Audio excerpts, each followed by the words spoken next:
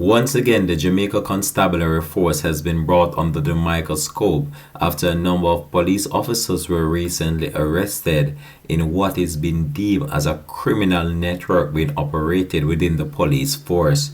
Now, the big man himself and former top cop Renito Adams weighed in on the situation, which we're about to share with you. Hi again and welcome. This is Links 007 TV. Let's talk. And when we return, we'll have the exclusive details of this to come on the program. If it's the first time you're watching, please remember to like, share, subscribe to the channel, click the notification bell, and click on all so you're always updated with our latest report. We'll be right back after this short break with the full details. This investigation started when a series of robberies were reported, which caused us to suspect police involvement. The investigation covered the period between 2019 and 2021 against members of the Ranko gang, which included police and civilian operating out of Clarendon.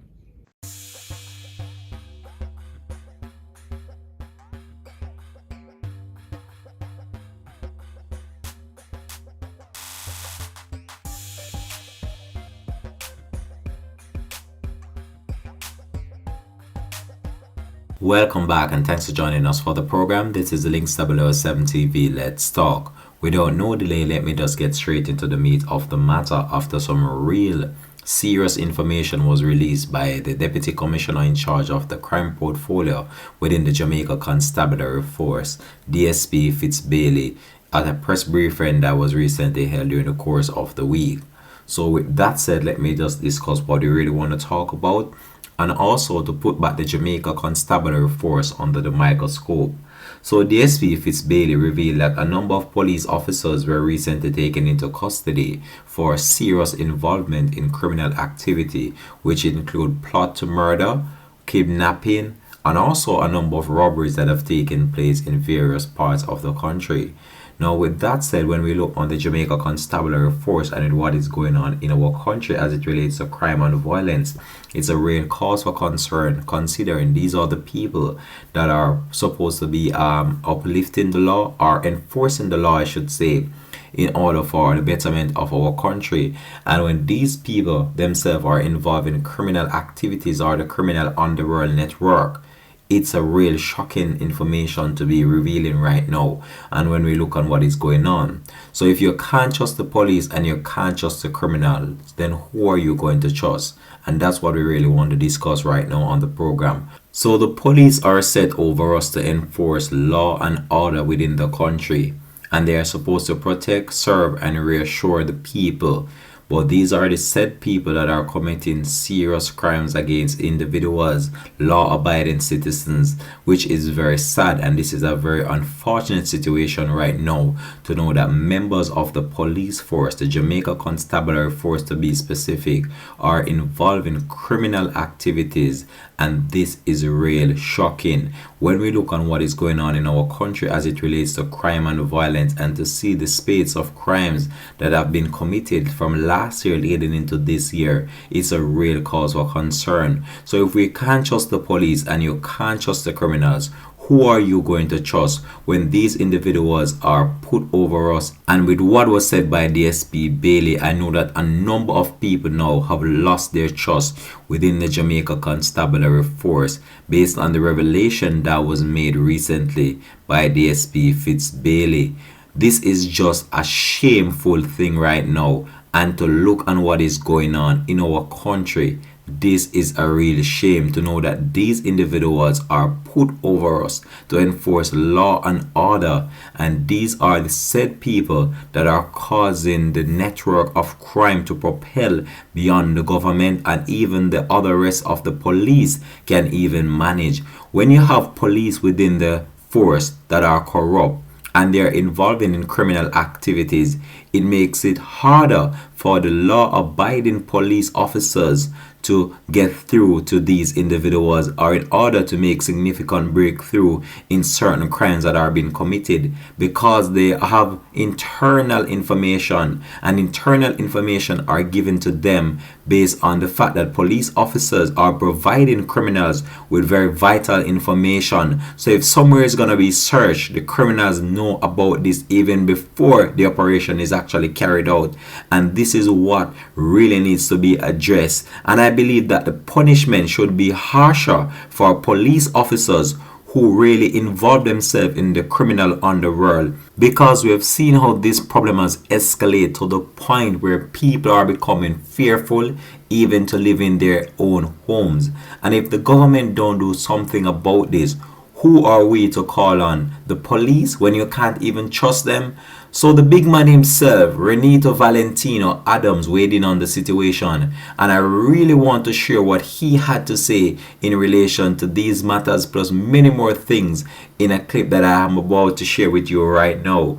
But what do you think can be done in order to rid the Jamaica Constabulary Force of these corrupt cops? Because at the end of the day, you can't blame the Jamaica Constabulary Force, because these individuals would portray themselves as law-abiding citizens. So you can't really blame them. But I believe that the screening process needs to be more vigorous, and they need to observe these people and check out their background before they become members of the Jamaica Constabulary Force. I'm going to bring you now over to what Mr. Renito Adams had to say, a former top crime fighter and the only feared cop that was in Jamaica. When Adams was going anywhere or was going on an operation, that area would be clean sweep. Which police officer you know now in this current year that we're living in can do such a thing, where an area is clean just at the fact that you heard that he's coming to that area? Let's go over to what Mr. Adams had to say in relation to these matters plus more.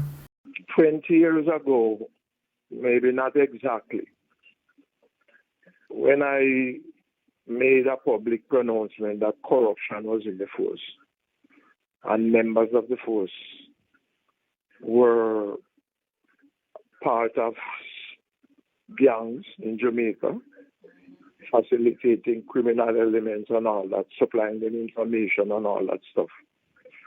You know, I was ridiculed. I don't want to state a falsehood, but I think I was told by a senior person in authority that I should withdraw my statement and apologize.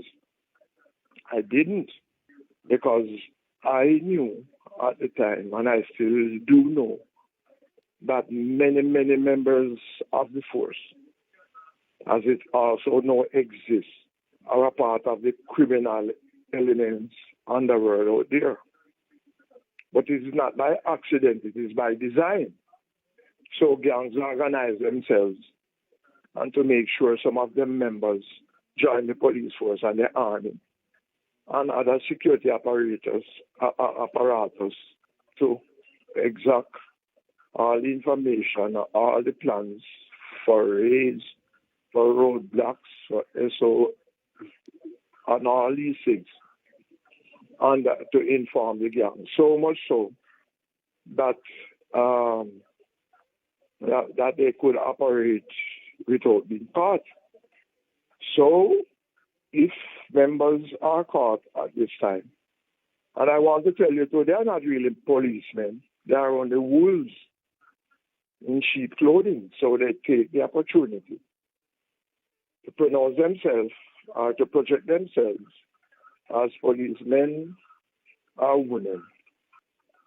Some of them join only to get a job, only to make some money. But that loyalty, that commitment, that dedication to duty is not a part of their criteria. I'm not telling you that members of my team that I made at the time were criminal elements. But I had to take away their phones when I was going on operation. And I didn't tell many of them where I was going and how the operation was planned or anything like that. We just operated, a few of us, randomly and had them drawn into the operation. So they didn't get to call their friends. As a matter of fact, I used to have to miss inform them. So like I was going to Old Harbor, I would say it is Mandeville. So they would be calling up all Mandeville friends and the criminal elements there to say, Mr. Adams is coming to Mandeville. Even in truth and in fact, I was only going to Old Harbor. And therefore, that is how, I hope the force is operating that way still. Because in any organization, historically and now, you have these people.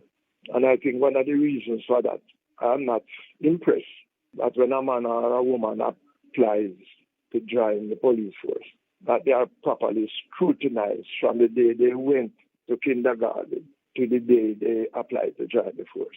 And what I mean, scrutinizing them minutely to the last finest letter. And one of the things that has contributed considered to the indiscipline in the force at the demise of the status quo as it relates to a policeman being a member of society, of an organization that people look up to, is that many of the rules and regulations concerning the management, the recruitment, the step-by-step supervisory management that should be instituted as it relates to a policeman or a woman has been watered down. And the whole societal problem too.